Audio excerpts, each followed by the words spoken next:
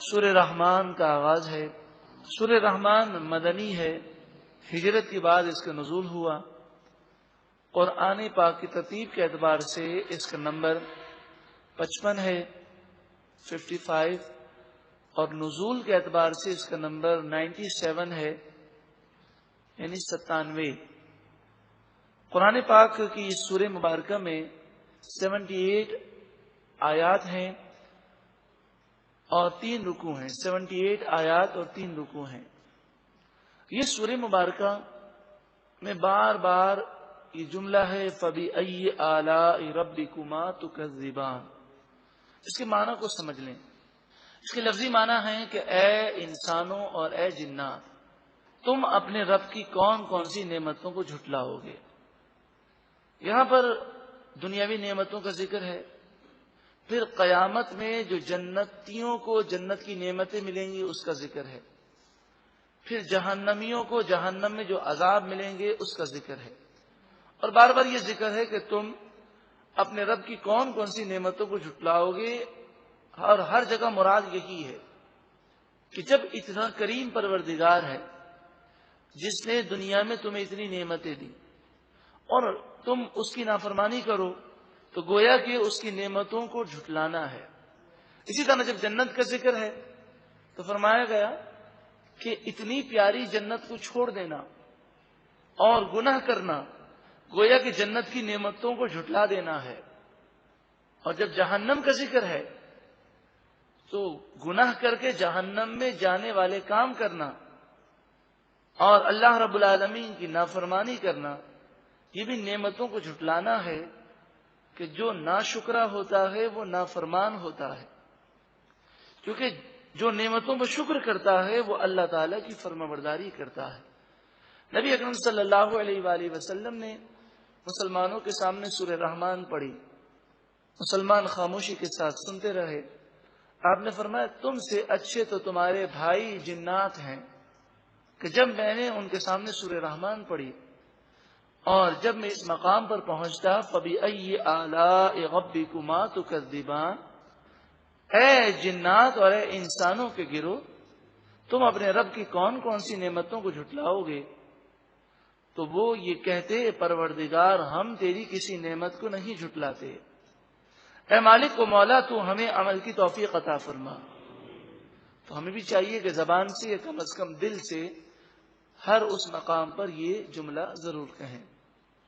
بسم اللہ الرحمن الرحیم، اللہ کے نام سے شروع جو بہت زیادہ مہربان نہایت رحم کرنے والا۔ سورہ رحمان کو قرآن پاک کی زینت قرار دیا گیا۔ الرحمن، رحمان سب سے زیادہ مہربان۔ علم القرآن، رحمان عز و جل نے قرآن سکھایا۔ کسے سکھایا؟ عقید جہاں صلی اللہ علیہ وسلم کو۔ یہ جواب ہے ان کافروں کا جو یہ کہتے ہیں کہ حضور کو قرآن کسی بشر نے سکھایا، تو فرمایا کسی بشر نے نہیں سکھایا بلکہ قرآن رحمان عز و جل نے سکھایا۔ خلق الانسان، اللہ نے انسان کو پیدا فرمایا۔ علمہ البیان، اور اسے بیان سکھایا۔ الانسان سے خاص انسان یعنی حضور صلی اللہ علیہ وسلم مراد ہیں، انسان کامل، اور بیان سے مراد علم ما کانا ما یکون کا بیان، کہ جو اللہ تعالی نے حضور کو علم کا خزانہ یعنی قرآن سکھایا، اس قرآن میں اگلی اور پچھلی باتیں، علم ما کان و ما یکون، اور تمام باتوں کا خلاصہ اور تمام باتوں کی گہرائی موجود ہے۔ الشمس والقمر بحسبان، اب نعمتوں کا ذکر ہے جو نعمتیں دنیا میں ہیں۔ سورج و چاند ایک حساب میں ہیں، ایک نظام کے تحت ہیں۔ سورج کا بھی ایک نظام ہے، چاند کا بھی ایک نظام ہے، ذرہ برابر بھی ایک لمحے کا بھی فرق نہیں ہوتا۔ وَالنَّجْمُ وَالشَّجَرُ يَسْجُدَانِ، اور ستارے اور درخت سجدہ کرتے ہیں اللہ تعالی کو. نجم سے مراد ستارے بھی ہیں اور نجم سے مراد وہ پودے بھی ہیں جن کے تنے نہیں ہوتے، جو بیل کی شکل میں ہوتے ہیں. تو تمام درخت، تمام بیلیں، تمام ستارے سب اللہ کی بارگاہ میں سجدہ ریز ہیں، یعنی اللہ کے فرما بردار ہیں. وَالسَّمَاءَ رَفَعَهَا، اور اللہ نے آسمان کو بلند کیا. وَوَضَعَ الْمِيزَانَ، اور ترازو کو قائم فرمایا. یہ ترازو اس لیے قائم فرمایا گیا تاکہ کل بروز قیامت جو میزان عمل ہے اس کی یاد تمہیں دلاتا رہے. اور تم سوچو، آج ہم چیزوں کو تول رہے ہیں، کل بروز قیامت ہمارے نامہ اعمال کی نیکیوں کو تولا جائے گا. آپ نے دیکھا ہوگا بظاہر بعض چیزیں بہت بڑی ہوتی ہیں مگر ان کا وزن کچھ بھی نہیں ہوتا، اور بعض چیزیں چھوٹی ہوتی ہیں لیکن وہ زیادہ وزنی ہوتی ہیں. اسی طرح اخلاص للہیت اور ایمان اور عقیدہ درست ہونے کے ساتھ جو اعمال کیے جائیں وہ تھوڑے ہوں تب بھی وہ وزنی زیادہ ہوں گے کل بروز قیامت. اللہ کی بارگاہ میں اگر چھوٹی نیکی مقبول ہو جائے تو چھوٹی نیکی کو اللہ تعالی پہاڑوں کی طرح بلند فرماتا ہے. اللہ تطغوا فی المیزان، یہ ترازو قائم فرمائے تاکہ تم تولنے میں سرکشی نہ کرو، یعنی پورا پورا تولو. وَأَقِيمُوا الْوَزْنَ بِالْقِسْطِ، اور وزن کو انصاف کے ساتھ قائم رکھو، یعنی کسی کو چیز دو تو وزن پورا کر کے دو. وَلَا تُخْسِرُوا الْمِيزَانَ، اور تولنے میں کچھ کمی نہ کرو. وَالْأَرْضَ وَضَعَهَا لِلْأَنَامِ، اور زمین کو بچھایا مخلوق کے لیے. فِيهَا فَاكِهَةٌ، اس زمین میں ہر قسم کے میوے پھل ہیں. وَالنَّخْلُ ذَاتُ الْأَكْمَامِ، اور کھجوریں ہیں غلاف والی. اللہ رب العالمین نے ہر پھل کو غلاف چھلکا دیا کہ نہ جانے کہاں کہاں سے پھل چلتے ہیں. ہزاروں مٹیاں اور ریت کے ذرات لگتے ہیں، مگر آپ جب کیلے کے چھلکے کو اتارتے ہیں اندر ذرہ برابر بھی مٹی کا کوئی اثر نہیں ہوتا. والحب ذو العصف والریحان، اور اناج بھوسے والا، کہ اناج پر جو چھلکا ہے جب ہم چھلکا اتارتے ہیں اللہ تبارک و تعالی کا کرم تو دیکھیں کہ اناج ہمارے لیے ہے اور اس کا چھلکا جانوروں کے لیے ہے. وہ چیز ہمارے لیے بیکار ہے مگر ہمارے جانوروں کے لیے کارآمد ہے. والریحان، اور خوشبودار پھول، رنگ برنگی پھول اور ان کی خوشبوئیں. فَبِأَيِّ آلَاءِ رَبِّكُمَا تُكَذِّبَانِ، پس اے گروہ جن و انس، تم اپنے رب کی کون کون سی نعمتوں کو جھٹلاؤ گے. اے پروردگار، ہم تیری کسی نعمت کو جھٹلا نہیں سکتے، تو ہمیں اپنی فرما برداری کرنے کی توفیق عطا فرما. کہ نافرمانی کرنا گویا کہ اللہ کی نعمتوں کو جھٹلانا ہے، کہ جس رب نے اتنا احسانات کیے بندہ اس کا کہنا نہ مانے. خلق الانسان، اللہ نے انسان کو پیدا کیا. من صلصال، ایک ایسی مٹی سے جو بجنے والی ہے. انسان کو بنایا گیا، مٹی میں پانی ڈالا گیا اور گارا بنایا گیا، پھر اس گارے کو دھوپ میں سکھایا گیا تو یہ مٹی سخت ہو گئی کہ اس کو اگر زمین پر پھینکا جائے تو آواز پیدا ہو. صلصال سے یہ مراد ہے. کل فخار، جیسے ٹھیکری آپ نے مٹکے کو دیکھا ہوگا کہ جب مٹکا ٹوٹ جاتا ہے تو اس کے جو ٹکڑے ہوتے ہیں اسے ٹھیکری کہتے ہیں. یہ زمین پر گرتے ہیں تو اس کی آواز پیدا ہوتی ہے.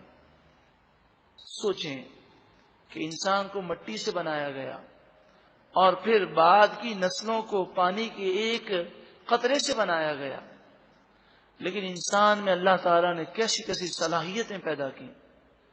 وَخَلَقَ الْجَانَّ مِن مَّارِجٍ مِّن نَّارٍ، اور اللہ نے جنات کو آگ کے ایسے شعلے سے پیدا کیا جو بغیر دھوئیں کے ہے، آگ کے شعلے سے پیدا کیا. فَبِأَيِّ آلَاءِ رَبِّكُمَا تُكَذِّبَانِ، اے گروہ جن و انس، تم اپنے رب کی کون کون سی نعمتوں کو جھٹلاؤ گے؟ اے پروردگار، ہم تیری کسی نعمت کو جھٹلا نہیں سکتے، تو ہمیں نیکی پر عمل کرنے کی توفیق عطا فرما. رب المشرقین، دونوں مشرقوں کا رب پروردگار، ورب المغربین، اور دونوں مغربوں کا رب، یعنی ساری کائنات کا رب. فَبِأَيِّ آلَاءِ رَبِّكُمَا تُكَذِّبَانِ، پس اے گروہ جن و انس، تم اپنے رب کی کون کون سی نعمتوں کو جھٹلاؤ گے؟ مرج البحرین یلتقیان، اس رب نے دو سمندر بہائے کہ دیکھنے میں معلوم ہوتے ہیں کہ ملے ہوئے ہیں. دو سمندر بہتے ہیں، دیکھنے میں ملے ہوئے معلوم ہوتے ہیں. میٹھا پانی اور نمکین پانی، یہ ہماری زمین کے اندر بھی ملا ہوا ہے، مگر کہیں کنواں ہم جب کھودتے ہیں تو میٹھا پانی نکلتا ہے، کہیں نمکین نکلتا ہے. اسی طرح ایسے سمندر ہیں کہ جہاں پر نمکین اور میٹھے پانی ملتے ہیں. اسی طرح ایسے دریا ہیں کہ دو دریا مل رہے ہیں. کسی نے مجھے بتایا کہ سرحد میں انہوں نے دیکھا کہ دو دریا آ کر ملتے ہیں، ایک کا پانی گدلا ہے، اس میں مٹی ملی ہوئی ہے، اور ایک کا پانی صاف ہے. تو انہوں نے کہا یہ دونوں دریا مل کر پھر دونوں جدا ہوتے ہیں. تو وہ کہتے ہیں ہم نے یہ خود منظر دیکھا ہے کہ ملنے کے بعد جب جدا ہوتے ہیں تو گدلا پانی وہ ایک طرف رہتا ہے اور صاف پانی ایک طرف رہتا ہے، دونوں مکس نہیں ہوتے. اب چاہے سائنس اس کا کوئی بھی سبب بتائے، لیکن حقیقت یہ ہے کہ اللہ تعالی نے اپنے کرم سے ایسا نظام پیدا فرمایا. بینہما برزخ، ان دونوں کے درمیان ایک آڑ ہے، ایسی آڑ اور ایسا پردہ ہے جو نظر نہیں آتا. لا یبغیان، یہ میٹھے اور نمکین پانی آپس میں مل نہیں سکتے. فَبِأَيِّ آلَاءِ رَبِّكُمَا تُكَذِّبَانِ، پس اے گروہ جن و انس، تم اپنے رب کی کون کون سی نعمتوں کو جھٹلاؤ گے؟ یخرج منہما اللؤلؤ والمرجان، ان دونوں سمندروں سے موتی اور مونگا نکلتا ہے، اور ان موتیوں میں اور مونگوں میں اللہ رب العالمین نے اپنی قدرت کی نشانیوں کو رکھا کہ اس کے اندر لوگوں کی زیب و زینت بھی ہے، خوبصورتی بھی ہے، اور دنیاوی نفع بھی ہے. فَبِأَيِّ آلَاءِ رَبِّكُمَا تُكَذِّبَانِ، پس اے گروہ جن و انس، تم اپنے رب کی کون کون سی نعمتوں کو جھٹلاؤ گے؟ وَلَهُ الْجَوَارِ الْمُنشَآتُ فِي الْبَحْرِ كَالْأَعْلَامِ، اور اسی رب کے لیے بڑی بڑی چلنے والی کشتیاں اور بحری جہاز ہیں جو سمندروں میں اس طرح اٹھے ہوئے ہیں گویا کہ بڑے بڑے پہاڑ. یہ بنانے کی طاقت کس نے دی؟ یہ چلانے کی طاقت کس نے دی؟ یہ لکڑی اور لوہا جس سے تم یہ جہاز بناتے ہو، یہ کس نے پیدا کیا؟ فَبِأَيِّ آلَاءِ رَبِّكُمَا تُكَذِّبَانِ، پس اے گروہ جن و انس، تم اپنے رب کی کون کون سی نعمتوں کو جھٹلاؤ گے؟ اے پروردگار، ہم تیری کسی نعمت کو نہیں جھٹلاتے، تو ہمیں عمل کی توفیق عطا فرما۔